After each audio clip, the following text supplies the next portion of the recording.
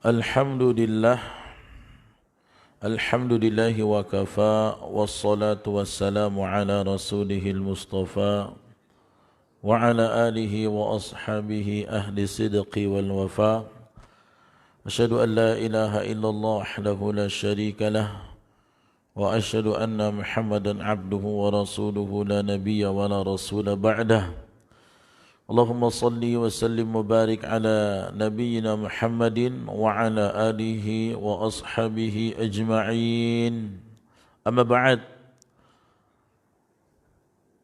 Allahumma inna na'udzu bika minal baras wal junun wal juzam wa sayyi'il asqam. Baik, kita lanjutkan kajian kita. Nah, ini kemarin sempat ditanyakan kan, kita membahas tentang birrul walidain, ya, tentang berbakti kepada orang tua. Dan rupanya berbakti sama orang tua itu mutlak, ya, illa fil ma'asi, tidak mutlak kecuali dalam perbuatan maksiat. Ya, kalau ibumu, bapakmu, walaupun dia orang tua yang kamu cintai, nyuruhnya ke maksiat, wajib dilawan. Bukan dilawan orangnya, tapi dilawan perintahnya.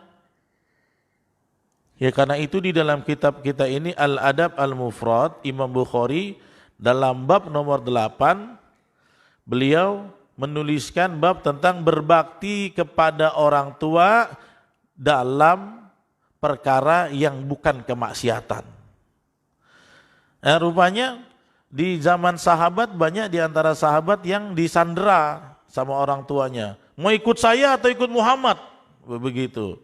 Rupanya ketika ada posisi dilematis seperti itu, Islam mengajarkan tetap ikut kebenaran selama orang tuamu nyuruhnya kepada kemaksiatan, gak wajib kau taati. Oh, katanya apa kata orang tua? Wajib dilakukan. Dalam kurung, ya, illa fil ma'asi, kecuali dalam perbuatan maksiat itu gak boleh. Ya. Maka ada sebuah riwayat, ya, dari Abu Darda. Rupanya Abu Darda ini pernah dapat wejangan, dapat wasiat dari Rasulullah Sallallahu Alaihi Wasallam. Apa kata beliau? Awsani. Ya, awsani kalimat yang menasehati saya. Ya, awsani Rasulullah Sallallahu Alaihi Wasallam bitis'in. Kata Abu Darda, Nabi pernah kasih saya wejangan dengan 9 poin. Ini perhatikan ya. Dan dari 9 poin ini ada salah satunya tentang ajakan orang tua. Kalau bukan dalam kemaksiatan, turuti walaupun kelihatannya berat buat kamu. Karena dulu juga orang tua itu nurutin apa mau kita walaupun berat buat beliau. Kita nangis jam 2 malam minta susu, berat gak? Berat, cucu, mama, cucu, bangun dia. Walaupun berat. Jadi kalau dia minta tolong yang agak berat, selama bukan maksiat, ikuti semampu kamu. Walaupun begini, sabar, sabar. Ya, dan memang gawatnya syaitan itu, kalau kita diminta tolong orang tua tuh cepet banget pengen emosi, sebel. Gawatnya syaitan itu. Ya, ini ada aja orang tua ini apa nih, kan? Ada aja gitu kan. Itu memang syaitan menghiasi hati kita supaya kita tidak menaati mereka, dan itu luar biasa godaannya, ya. Semua orang merasakan, masa sih Ustaz, saya juga merasakan hal yang itu, Anda juga merasakan hal yang itu, ya. Makanya ngerinya di dalam Quran kan larangan membantah orang tua dengan kalimat ya kan? Kalau diterjemahin mungkin cis. Nah, itu bukan cis lagi sekarang kalau anak nih merepet dia. Tolong ini kan ya nak, itu aja udah gak boleh. Ini anak merepet sekarang. Nak tolong mama gini kan, alah mama aku gak tahu lagi begini, merepet kan. Nah, itu masalahnya. Padahal saja di Quran, wala taqul lahuma jangan kamu bicara sama mereka alif dan fa, dua huruf aja gak boleh. Apalagi ngomel. Udah ngomel dipasang lagi di status Facebook. Punya orang tua gak tahu diri. Kamu yang gak tahu diri, jaminlah dibully sama orang. Ya, itu memang hiasan syaitan supaya kita itu jengah dengan perintah orang tua. Ya, ingat aja lah, ya udah dulu juga dia susah-susah ngurusin kita, berat juga bangun, berat juga permintaan kita macam-macam ini itu, tapi beliau tahan gitu ya. Nah, itulah kadang-kadang di saat seperti ini kita berat, kita harus melawannya, insya Allah diberi kekuatan. Kalau kita ingat apa jasa-jasa mereka. Apa kata Abu Darda? Nah, ya, wasiat apa dari Nabi? Yang pertama tentu tentang tauhid, tentang menjaga diri dari kesyirikan. Apa kata Nabi? Nasihat yang pertama kepada Abu Darda, la tusyrik billah syai'an wa in quti'at au huriqat. Yang pertama Abu Darda, jangan pernah kamu menyekutukan Allah dengan sesuatu walaupun kamu digorok, disembelih atau kamu akan diancam dibakar. Ya. Jadi kalau kita masalah iman, masalah akidah, masalah tauhid, kalaupun nyawa kita harus jadi taruhannya, jangan kamu pertaruhkan itu dengan harga kecuali kamu mati di atas akidah itu. Ya. Ini dilakukan oleh Ibrahim alaihissalam. Ini dilakukan oleh Sumayyah. Ini dilakukan oleh keluarga Amr bin Yasir kan? Ya, Amr bin Yasir itu bapaknya kan meninggal dunia ya. Ya Bu ya, meninggal apa lolos? Meninggal kan, Amr yang lolos. Amrnya diikat, bapaknya juga ditanam, ya, ditanam tinggal kepala, ibunya ibunya dicocok kemaluannya. Dari depan tembus ke belakang, tembus. Waktu itu awal-awal keislaman, Amr bin Yasir itu sempat belajar Quran dan membacakan kepada kedua orang tuanya. Ketahuan rupanya. Ketahuan. Ya, apa kata tuannya yang merupakan kepala suku di antara orang-orang kufar Quraisy? Ya Sumayyah, irji ila dini abaina. Kembali kau ke agama kita, sembah berhala maksudnya. Atau kamu dibunuh? Gak mau Sumayyah. Pilih mati atau pilih imanmu? Imanmu menyelamatkan kamu enggak? Sumayyah tetap enggak mau, padahal cuma disuruh kembali aja. Kembali kepada agama kita, balik lagi. Jangan ikut agama Muhammad, jangan sembah Allah yang kalian bilang-bilang Allah tuh. Ya, akhirnya pilihan Sumayyah apa? Ya, tetap di dalam iman. Akhirnya apa? Dicocok. Makanya ditusuk dari bagian depan, ya, dari bagian depan kelamin sampai ke belakang tembus dengan besi panjang. Maka Sumayyah tercatat sebagai ya syahidah pertama dalam Islam, ya. Orang yang mati syahid yang pertama dalam Islam. Ya, itulah namanya Sumayyah. Karena itu banyak orang terinspirasi dengan nama Sumayyah. Kenapa? Supaya jadi orang yang berjuang di atas iman. Nah, Sumayyah pilihannya bisa aja nggak apa-apa, dia pura-pura, iyalah aku murtad lah. Itu sebenarnya nggak apa-apa, cuman ini choice, pilihannya tidak mau. Karena Nabi juga pernah nasihati Abu Darda, jangan pernah melakukan kesyirikan, wa in quti'at au huriqat, walaupun kamu disembelih atau kamu mau dibakar. Akhirnya di depan Amr, bapaknya juga dibunuh. Dengan kepalanya, dengan badannya ditanam, tapi giliran Amr ketakutan karena sudah ada dua contoh kan, orang tuanya dibantai oleh orang kafir. Makanya kata si Abu Jahal bilang sama Amr bin Yasir, ya Amr bin Yasir, ya, yakfi ka antakul kadzdzaba Muhammad, ya, cukup kamu bilang Muhammad pendusta, kamu lolos. Amr bin Yasir dalam tekanan kan, ini dua orang di depan matanya sudah dibunuh dan orang tuanya sendiri. Jadi Amr tuh kebingungan, stres dalam tekanan. Akhirnya Amr bin Yasir memutuskan bilang apa? Nabi Muhammad pendusta.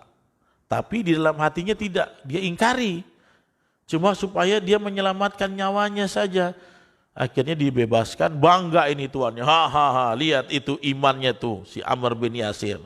Ya, takut dia untuk berpegang pada iman yang dibawa oleh Muhammad, Akhirnya dia ketika dibebaskan nangis-nangisnya berhari-hari. Amr tuh nangis, merasa tidak mungkin bisa mengatakan itu. Cuman karena dia takut jiwanya dalam genggaman orang kafir dibunuh. Akhirnya dia sampaikan, walaupun hatinya mengingkari, cepat-cepat bersimpuh kepada Nabi minta maaf. Karena bilang Nabi pendusta itu udah kekafiran, gak boleh. Gak boleh. Nah sebenarnya pilihannya begitu, ya. Tapi tergantung kita, apakah kita siap atau tidak. Misalnya Anda diancam jiwa Anda, ya jiwa kita diancam, disuruh ngucapin kata-kata kesyirikan dalam keadaan kepepet, pura-pura ngomong itu boleh sebenarnya. Tapi kalau kita nggak mau, kita pilih untuk fight, mati di dalam keberanian itu lebih mulia, luar biasa. Dan kedua perkara ini dipraktekkan dalam keluarga Amr bin Yasir radhiyallahu anhum ajma'in. Bapaknya, ibunya dan Amr selamat dan dimaafkan oleh Nabi. Dimaafkan oleh Nabi. Allah itu maha tahu apa yang dilakukan hambanya, kalau nggak sungguh-sungguh nggak ada masalah. Ya nggak ada masalah kalau dia memang mengatakan hanya untuk menyelamatkan jiwanya. Akhirnya Amr kembali dengan kaum muslimin dan beriman menjadi sahabat Nabi Muhammad sallallahu alaihi wasallam. Itu yang pertama, ya. Jangan menyekutukan Allah dengan apapun. Walaupun kamu diancam disembelih atau dibakar, ya. Kalau Bilal lain lagi, Bilal pilihannya ditiban batu mendingan mati. Ini mati kalau Bilal.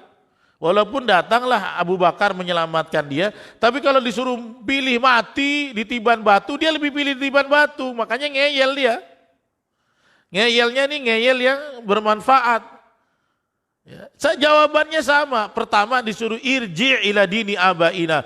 Bilal, kembali ke agama kakek moyang kita. Apa jawaban dia? Ahadun. Ahadun, kalau bodoh amat, pokoknya Allah itu Esa, Allah itu Esa gitu. Kalau pakai bahasa sekarang, ngomonglah kau nggak mau ahadun.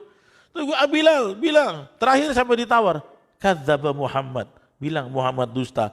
Ahadun, ahadun, nggak peduli dia.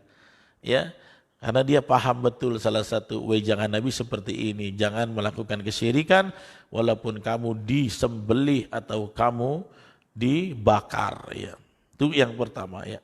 Berikutnya nasihat Nabi, wala tatrukanna shalah al-maktubah muta'ammidan. Ya. Jangan pernah kamu tinggalkan sholat yang 5 waktu dengan sengaja. Ini ada kata-katanya dengan sengaja.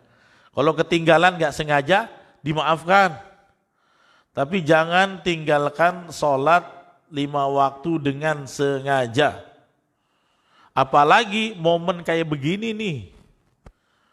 Ya, ini bilang sama teman, sama keluarga yang gak pernah sholat. Gak ada lagi pilihan ente gak sholat. Udah wajib sholat. Kenapa? Kalau pengen virus COVID-19 tidak merapat ke kita, dekat dengan wilayah kita, salah satunya tangkal dengan menangkal dirimu dari maksiat. Maksiat yang paling parah saat ini meninggalkan sholat.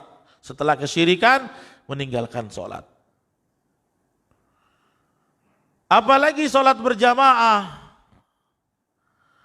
Sholat berjamaah itu penangkal dari wabah, salah satu musibah. Makanya selama belum ada fatwa dari ulama setempat, semampunya kita lakukan dengan mengikhtiarkan perlindungan dari sebab-sebab penularan. Ya, biasanya kita salamnya gak usah dulu. Biasanya cipika-cipiki gak usah dulu. Ya di stop dulu, demi apa? Kemaslahatan. Kasih isyarat aja, assalamualaikum. Gak apa-apa. Sombong, bukan sombong. Covid itu sombong juga. Masalahnya. Demi kemaslahatan, kurangi kontak fisik. Ya, ngopinya dikurangin juga nih BS. Ngopi-ngopinya dikurangin. Betul, ini betul. Salah satu kekompakan kita melawan virus adalah stay at home. Banyak di rumah ya, dikurang-kurangin, jangan disering-seringin malah. Yang seringin apa? Allahumma inna na'udzubika minal barasi wal jununi wal juzami wasayyi'il asqam. Itu doa yang diamalkan untuk mencegah musibah dan virus dan lain-lain. Ya dikurangin keluar rumahnya. Ya makanya saya banyak kajian-kajian yang tambahan banyak saya tolak walaupun dipaksa-paksa. Ini Pak Lubis banyak, semua nggak ada ceramah Isra Mi'raj sama sekali nggak ada, saya cancel semua. Yang ada Pak, yang udah ada aja yang rutin. Itu pun kita sudah bicarakan berapa hari ya Pak Ketua ya, Ketua Babur. Ustadz, Babu Salam gimana nih? Dari hari Rabu kami udah bahas. Ya, hari Rabu udah bahas. Saya termasuk besok pagi di Al Furqon saya sudah bahas dari jauh hari. Gimana Pak Pengurus, kita adakan atau tidak? Takutnya orang-orang bertanya juga kan.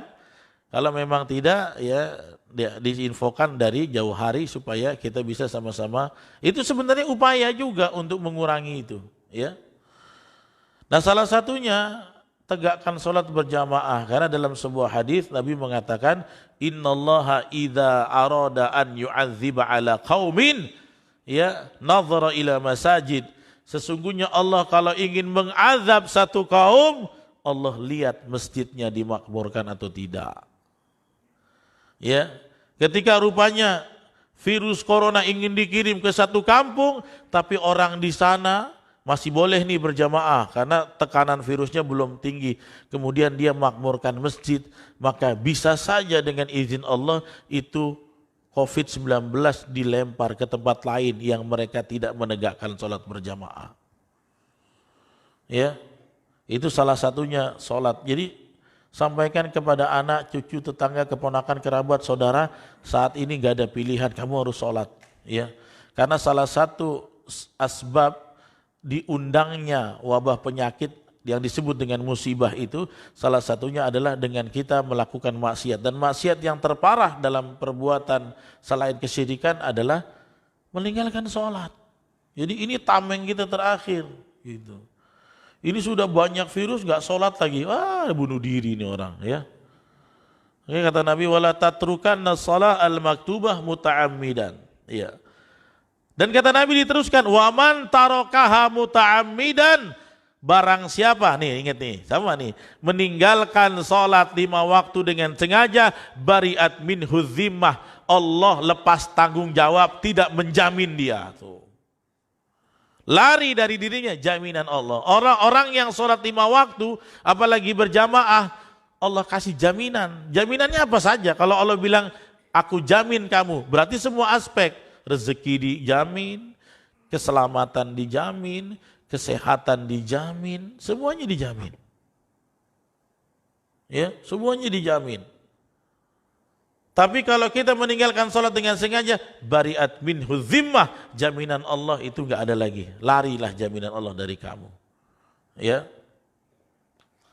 Yang berikutnya kata Nabi apa? Wala tashrabannal khamra. Jangan pernah minum khamr. Kenapa kata Nabi? Fa innaha miftahu kulli syarr. Karena khamr itu kelihatannya dosanya paling enteng, dampaknya paling ringan, padahal itu kunci segala kejahatan. Minum khamr tuh Pak. Saya mah daripada ganja sama sabu-sabu Ustaz mendingan khamr. Gak ada mendingan. Gak ada. Khamr kan ringan Ustaz, tinggal beli bir yang banyak mabok sedikit kan. Jangan bilang mendingan. Ya tapi kan cuma minum aja Pak Ustaz, bukan zina kan aku minum. Tahu nggak kalau khamr itu justru sumbu melakukan kejahatan yang lain. Kan pernah ada kisahnya tuh. Ya ada kisah pemuda nih. Ini kisah mungkin sebenarnya kisah inspiratif aja. Ya seorang pemuda ditawarin, kamu mau berzina, ya disuruh milih, kamu disuruh berzina, disuruh membunuh atau minum khamr. Harus lakukan tiga-tiganya. Di antara tiga turut pilih salah satunya. Mau disuruh membunuh, disuruh berzina, kata dia, ya paling ringan khamr lah. Akhirnya dia ditaruh di sebuah ruangan dengan pisau, di situ ada perempuan, di situ ada khamr. Diuji dia. Ini kejahatan khamr ya. Kemudian dia minum khamr. Karena di antara pilihan tadi, kalau berzina ini besar, kalau membunuh itu bahaya, dosanya besar. Saya minum khamr yang paling ringan. Tapi dia lupa rupanya khamr itu miftahu kulla syarrin. Ya, adalah kunci kejahatan yang lain. Akhirnya dia minum khamr. Ketika dia minum khamr di bawah pengaruh mabuknya khamr, apa yang terjadi? Pikirannya gak sehat lagi. Melihat wanita haus. Orang kalau udah mabuk tuh kan nafsunya ngaco. Ya makanya di Tanjung Pinang waktu saya kecil, Ada kasus parah sekali. Ya, seumur saya dia, ya, teman saya, ya, dan dia mabuk-mabukan, akhirnya dia menzinahi orang gila, orang gilanya hamil. Iya, ini kalau yang orang lama pasti tahu, ada kasusnya begitu. Nah, diajak minum, kita pada nggak mau minum aja, nggak usah takut. Akhirnya apa, mabok, lihat perempuan, orang gila. Di tepi jalan dibawa dia ke rumah kosong, dizinahi, hamil. Ada di sekitar sana Tanjung Pinang Barat sana. Orang gila dizinahin, ya. Akhirnya hamil, ini makanya heboh seluruh Tanjung Pinang waktu itu. Ya kalau yang orang Tanjung Pinang asli pasti tahu. Dan kawan sini ganteng banget lagi, keturunan ada bule-bulenya. Cuman matanya picek karena mabuk. Makanya jangan main-main. Akhirnya pemuda ini setelah minum di ruangan tersebut, dia melihat wanita itu, langsung dia zinahi. Setelah berzina, rupanya wanita ini hamil. Kalau sudah hamil dia takut dengan tanggung jawab kehamilan, akhirnya apa? Dibunuh juga. Nah, itu kenapa? Karena khamr adalah miftahu kulli syarr, ya. Miftah kulli syarrin, kunci segala kejahatan. Makanya kata Nabi wala tashrabannal khamra. Karena itu di dalam Islam, ya, khamr itu sampai 3 kali tahap digugurkan, diharamkan. Walaupun pengharaman khamr itu bertahap, enggak langsung. Karena apa? Saat itu teman-teman jahiliyah saat itu, ya, minum khamr tuh udah macam minum teh O dan teh O beng gitu. Jadi harus bertahap. Kalau tiba-tiba masuk Islam, jangan minum khamr. Wah, ini agama apa nih? Gak maulah kami. Enggak, pelan-pelan. Ya. Ketika awal-awal Islam kan ditanya, yas'alunaka 'anil khamri wal maisir. Dia tanya, Nabi Muhammad, ini sebenarnya khamr itu gimana sih? Ya, apa selanjutnya? Qul fihima ismun kabir wa manafi'u linnas. Khamr itu dosa besar. Walaupun ada manfaatnya, kan bisa perobatan. Kata Nabi begitu lembut-lembut. Tetapi apa selanjutnya, santri? Wa ithmuhuma akbar min naf'ihima. Tapi dosa, lihat, mudorotnya sama manfaatnya besaran mudorot. Ya, jadi cuma dikasih timbangan aja. Sama nih pengajian kita nih, kalau dengan adanya virus umpamanya sudah ada nih tercemar, terpapar. Udah mulai banyak di daerah sini, gak usah ngumpul. Dan kalau memang gak ngaji, ya harus dimaklumi. Kenapa? Ini mudorotnya yang lebih besar harus kita tangkal. Seperti khamr juga. Khamr itu ada manfaatnya untuk pengobatan, untuk campuran makanan. Bahkan banyak makanan-makanan versi luar negeri itu pakai rum, pakai wine. Enak, tapi kan nggak boleh. Mudorotnya lebih banyak. Seperti itu. Ya. Yang kedua, masih dia sholat, tetap sholat wajib dilakukan, tapi minum khamr juga agak mabuk-mabuk sholatnya. Ya. Maka kata Allah Subhanahu wa taala, apa langsung ditegur yang kedua? Ya. Ya ayyuhalladzina amanu la taqrabus salata wa antum sukara. Ya. Wahai orang beriman, jangan dekatin sholat, kamu dalam mabuk, keadaan mabuk, sukara itu mabuk. Jadi sebagian sahabat tuh sambil sholat tengleng. Dia baca itu enggak selesai-selesai. Qul ya ayyuhal kafirun la a'budu ma ta'budun wa la antum abidu ma ta'budun wa la ana abidu ma ta'budun wa la ana abidu ma ta'budun. Orang mabuk baca. Hatta ta'lamun ma taqulun. Kata Allah kan begitu. Jangan kamu sholat keadaan enggak sadar sampai kau tahu apa yang kau baca. Ya. Kemudian yang ketiga, sampai fase ketiga, ya innamal khamr, sesungguhnya khamr. Kemudian mengundi anak panah. Ya, kemudian yang lain-lain disatukan dengan perbuatan rijzun. Ya, perbuatan dosa min amalis syaitan. Itu amalan syaitan. Fajtanibuhu. Tahap ketiga, jauhilah semua. Akhirnya dibuang, ya, sampai saat itu kota Mekah itu parit-paritnya adalah aliran khamr warga dari Mekah itu sendiri. Ya, sampai 3 tahap. Karena apa? Karena bahayanya khamr. Makanya dalam Islam gak boleh sama sekali.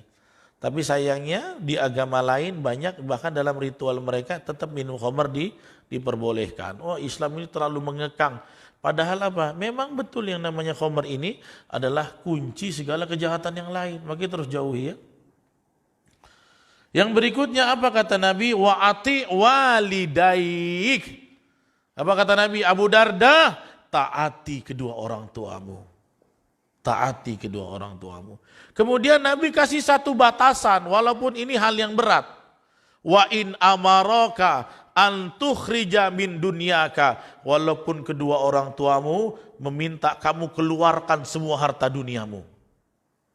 Ini bukan maksiat, ini bukan maksiat. Ya. Bukan kemaksiatan. Kamu keluarkan, walaupun kamu keluarkan seluruh harta duniamu, fakhruj lahumah, kasih sama mereka. Jadi maksudnya walaupun dia minta sesuatu yang berat, kabulkan aja selama bukan maksiat. Sampai sedemikian, ya. Yang berikutnya kata Nabi, wala tunazi'anna wulatal amri. Jangan kamu menentang ulil amri yang sah, ya. Wa in ra'aita annaka anta, walaupun kamu tahu kamu berada dalam pendapat yang tepat. Tuh lihat. Ya. Ini udah pendapatnya enggak tepat, ulil amri sama ulama dilawan lagi. Kenapa masjid ditutup? Takut sama corona, enggak takut sama Allah. Kalimat kayak begitu gitu ya. Jadi kalau Nabi waktu itu menghentikan berjamaah dengan mengubah azan menjadi sallu fi rihalikum, sallu fi buyutikum, apakah dibilang Nabi tidak bertauhid? Ketika Nabi larang sahabat untuk masuk ke daerah ya epicentri itu, apakah berarti Nabi tidak tawakal? Jadi bedakan kebijakan ulil amri dengan ulama dan umara yang memberikan sebuah produk kemaslahatan buat kita. Jangan dianggap orang itu tidak tawakal pada Allah. Ya, termasuk sekarang nih yang nggak sehat, mending gak usah ikut ngaji, gak usah ikut sholat, di rumah aja. Kalau udah nggak sehat kan gitu fatwa MUI. Ya, yuk sehat, sakit, mati itu di tangan Allah. Bukan begitu jawabnya. Kalau disuruh supaya kau tak ke masjid karena sakit, bukan berarti dia tak beriman. Ini kayak dia paling tinggi tauhidnya. Semua diukur dengan dirinya. Ya, ulil amri sudah ngasih arahan yang tepat supaya tidak ini di Jakarta terutama kan sudah epicentri kan, sudah tanggap daruratnya sudah paling tinggi tak terkendali. Satu hari 100 kasus. Akhirnya banyak yang komplain, kami kenapa dijauhkan dari rumah Allah? Kenapa pemerintah kita sampai Saudi itu dibully? Saudi itu lebih takut kepada corona daripada takut pada Allah. Sampai begitu juru fatwa masa kini bilang. Ya, sekarang dirubah. Mana saya bilang polanya dirubah. Bukan karena takut kamu ketularan, takutnya kamu yang menulari orang. Jadi mohon kalau ada update arahan dari MUI setempat ya kepada kita, termasuk umpamanya nanti kasusnya makin bertambah, tolong jangan ada kata-kata begini. Ya, tolong jangan ada kata-kata gini. Nurut aja. Hanya dari dulu Nabi sudah bilang wala tunazi'anna wulatal amri, jangan kamu melawan ulil amri ya pemimpin kamu, wa in ra'aita annaka anta, walaupun kamu tahu ra'yumu pendapatmu dalam kebenaran ya. Nah, tadi disebutkan oleh Nabi bahwasanya kamu turuti apa orang tuamu walaupun dia minta semua harta duniamu dikeluarkan dari kocekmu, keluarkan semua hartamu kasih sini. Itu kata Nabi, enggak apa-apa, fakhruj lahuma. Karena itu bukan kemaksiatan. Nah, tapi dalam kemaksiatan kita diwajibkan untuk menangkal perintah itu. Makanya nanti kita akan bahas Sa'ad bin Abi Waqqas itu pernah disuruh untuk maksiat sama mamanya lagi. Sama mamanya. Bahkan maksiatnya ini tingkat atas. Ya. Nanti Sa'ad bin Abi Waqqas dalam riwayat yang lain menceritakan ada 4 ayat kata. Ada 4 ayat dalam Quran yang turun gara-gara saya. Salah satunya ini yang pertama. Nanti kita bahas. Ya. Apa kata Sa'ad bin Abi Waqqas? Ya. bahwa kanat ummi halafat, ibu saya bersumpah Allah ta'kul wala tashrab. Dia bilang apa? Saat mama gak akan makan, mama gak akan minum, hatta ufariqo Muhammadan, sampai kamu menyelisihi Muhammad yang kau ikuti. Bingung gak tuh? Kata Sa'ad bin Abi Waqqas ini kan salah satu sahabat yang dijamin masuk surga. Mama gak akan pernah minum, mama gak akan pernah makan selama kamu masih ikut Muhammad. Mama akan biarkan dalam keadaan seperti ini sampai kamu menyelisihinya. Tahu nggak? Habis itu apa? Bingung kan? Coba Anda kalau digituin, mau pilih mama atau pilih dia? Ya, pilih mama kan? Kalau anak perempuan, ya itu senjata terakhir mamanya. Ada laki-laki yang tak bagus, suka sama dia, perempuan ini udah kudu ya kesengsem duluan, cinta buta. Akhirnya jurus terakhir mama, kau pilih dia, kau pilih mama. Nah, kalau anak yang degil nih, aku pilih dia lah mak, ganteng katanya. Wah durhaka betul ini. Ikut orang tua, jangan macam-macam. Orang tua tuh kalau memverifikasi calonmu bukan semata-mata karena apa, karena dia pengen yang terbaik buat kamu. Kecuali orang tua yang materialistis. Ya. Karena saya juga ada beberapa kasus, tapi nggak banyak ya. Beberapa kasus orang tua yang materialistis, ini mau nikahin anak atau jual anak nih. Ya, jadi pernah ada binaan saya nih pengen deketi satu wanita dengan suku tertentu. Syaratnya harus punya uang 80 juta dan tanah 1 kapling. Iya. Saya bilang ini anak kok dilelang begini ya. Ya harus ada beberapa, ini suku tertentu harus punya prasyarat harta itu. Naudzubillah min dzalik. Nah, kalau saat lain ya dia bilang, aku tidak akan minum, aku tidak akan makan hatta ufariqo Muhammadan, sampai kamu menyelisihi Muhammad. Maka turun ayat apa? Wa in jahadaka ala an tusyrika bi ma laysa laka bihi ilmu fala tuti'huma. Kalau dia bersusah payah orang tuamu menyuruh kamu ya untuk melakukan kesyirikan kepada aku. Ini Allah yang turunkan ayat dalam surat Luqman langsung. Ma laisa laka bihi ilm, yang kamu tidak berpengetahuan atasnya, fala tuti'huma, jangan kau turuti mereka berdua. Tapi tetap diredam. Wa sahibhuma fid dunya ma'rufa. Tapi pergaulilah mereka di dunia ini dengan baik. Tetap harus berhubungan baik. Tapi kalau dia suruh kamu kepada kemaksiatan, kesyirikan, fala tuti'huma. Sa'ad bin Abi Waqqas. Karena bingung Sa'ad, takut salah ambil langkah antara orang tua dan Rasulullah. Antara agama dan orang tua, turun ayat. Dan ayat itu jadi wejangan buat kita. Kalau orang tua minta kita kalau sekedar harta, kasih. Tapi kalau minta kita syirik, mengelawan dengan sunnah Nabi, jangan dituruti. Nah itu ya koridornya. Kemarin pernah ditanya oleh bapak kita jemaah di sini. Ini jawabannya sebenarnya ya, karena ada bab sendiri larangan mengikuti perintah orang tua dalam kemaksiatan. Yang berikutnya Nabi mengatakan wala tufarrir minaz zahaf. Jangan pernah kamu lari dari pertempuran. Nah, ya. Ini tadi malam kita bahas tentang Tolut dan Jalut kan.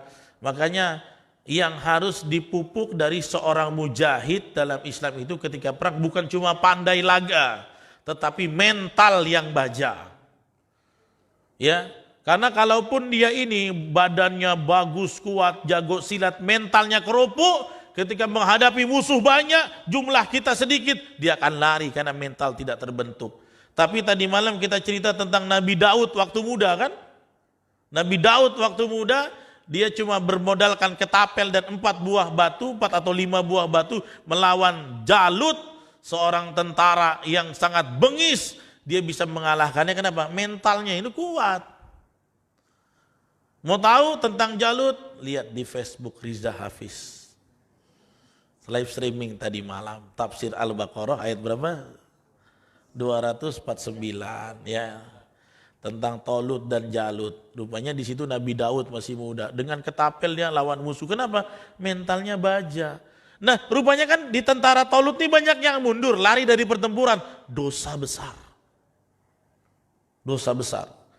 Makanya di Brigade Al-Qassam di Palestina itu kalau kita pengen daftar jadi mujahid, salah satunya harus hafal surat Al-Anfal dan At-Taubah. Kenapa? Ya, nggak diperiksa gigi, mata minus, enggak. Tinggi badan, enggak. Di sana nggak diterima, nggak diperiksa seperti itu.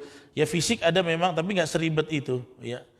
Di Saudi Arabia pun lihat tentara polisi kurus, ada yang pendek-pendek ada, yang cacat aja ada. Yang cacat aja ada, ya. Karena apa yang dipentingkan adalah bastotan fil ilmi wal jism, kuat badannya, cerdas ilmunya.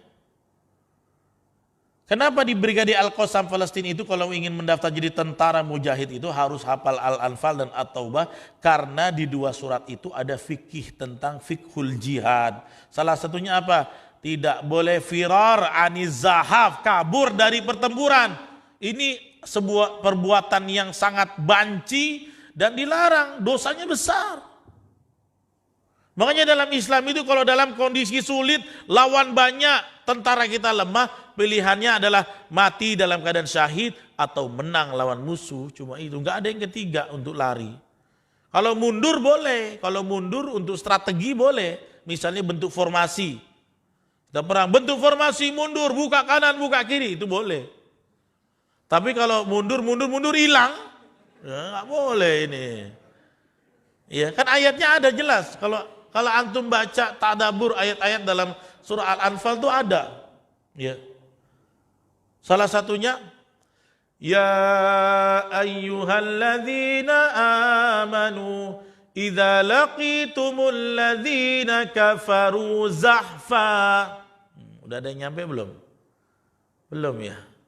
Idza laqitumul ladzina kafaru zahfa fala tuwalluhumul adbar. Kata Allah, wahai orang beriman, kalau kamu bertemu dengan pasukan orang-orang kafir yang menyerang kamu, fala tuwalluhumul adbar, jangan kamu mundur ke belakang, lari. Ya. Tetapi di ayat berikutnya apa kata Allah? Wa may yuwallihim yawma idzin duburahu illa, jangan lari kecuali ya mutaharrifan liqitalin au mutahayyizan ila fi'atin. Boleh. Yang pertama, kamu ingin melakukan strategi, berubah formasi. Mutaharrifan liqital, mutaharrif melakukan perubahan gerakan dalam strategi perang. Au mutahayyizan ila fi'atin, atau kamu ingin mundur bergabung dengan pasukan yang lain misalnya. Batalion A mundur ke belakang, balik ke kiri, gabung dengan batalion C, misalnya begitu. Boleh. Iya.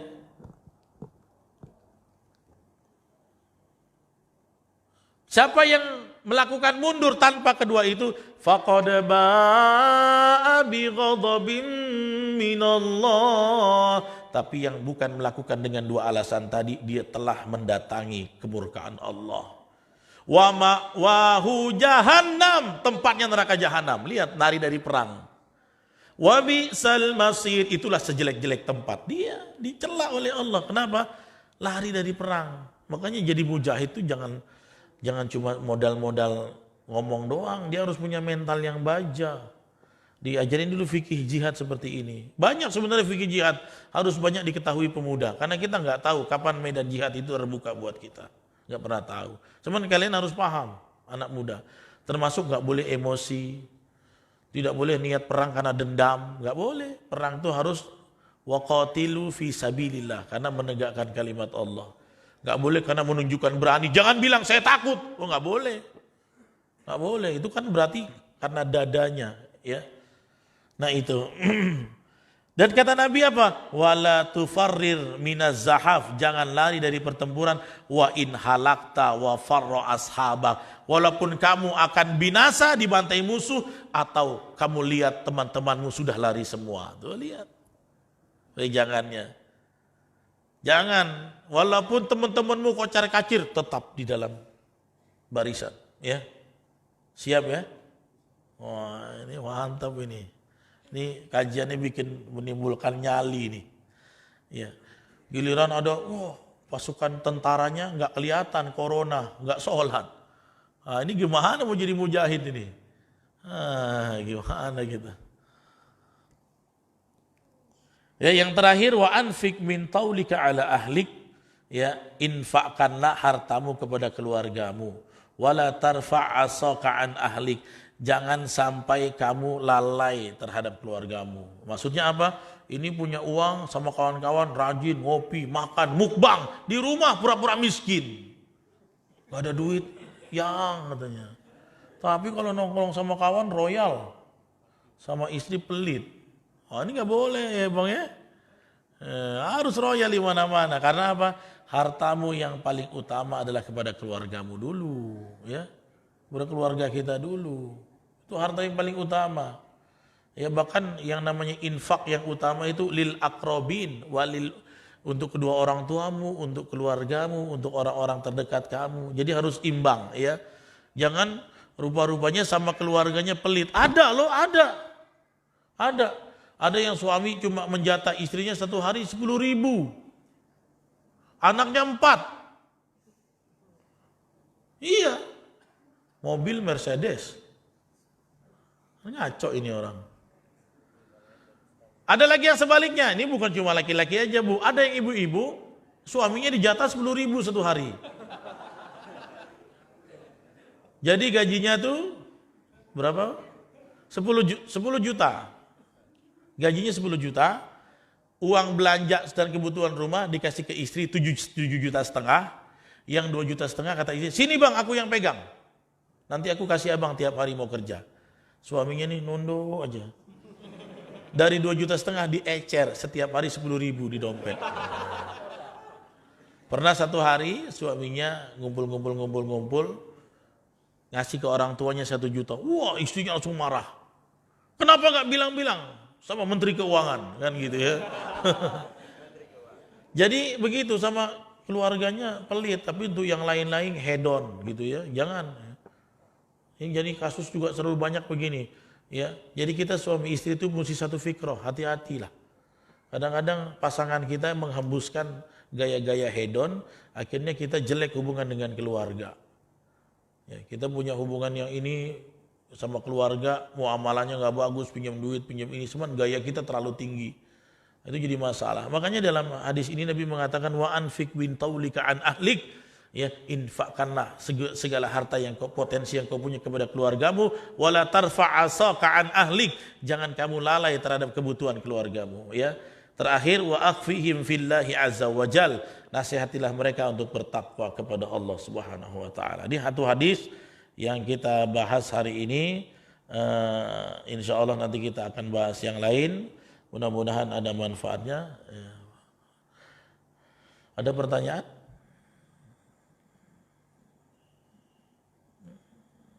Cukup ya?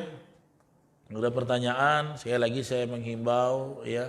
Setelah ini kita langsung bubar ya. Langsung bubar. Mungkin biasanya kita salam-salam, kita pending dulu, salamnya pakai hati dulu ya. Demi kemaslahatan kita bersama. Bukan takut ketularan orang, takutnya kita menulari orang. Ya, takutnya kita menulari. Makanya Ustaz Reza nggak pernah pakai sorban, kami tengok. Ini buat ini sejadah sholat ya.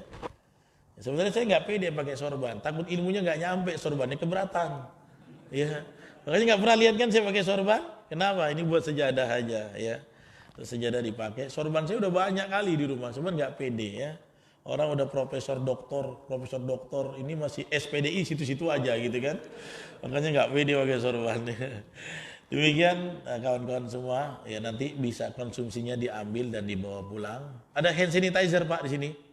Belum beli? Aduh. Belum dapat? Wah inilah yang nimbun-nimbun nih zolim nih. Ya, saya ada di mobil tapi kecil, nggak cukup gitu ya. Kalau bisa pulang, cuci tangan, ya, jangan mengkonsumsi apapun kecuali telah dilakukan sunnah Nabi, membersihkan tangan kita. Mudah-mudahan Allah menjaga kita semua dari segala ujian yang melanda. Demikian Pak Lubis, nanti salam ke Pak Ketua ya, Pak Ketua dan seluruh pengurus. Terima kasih atas kesediaannya. Kami tetap melakukan pengajian di sini. Subhanakallahumma wa bihamdika, asyhadu an la ilaha illa anta, astaghfiruka wa atubu ilaik. Assalamualaikum warahmatullahi wabarakatuh.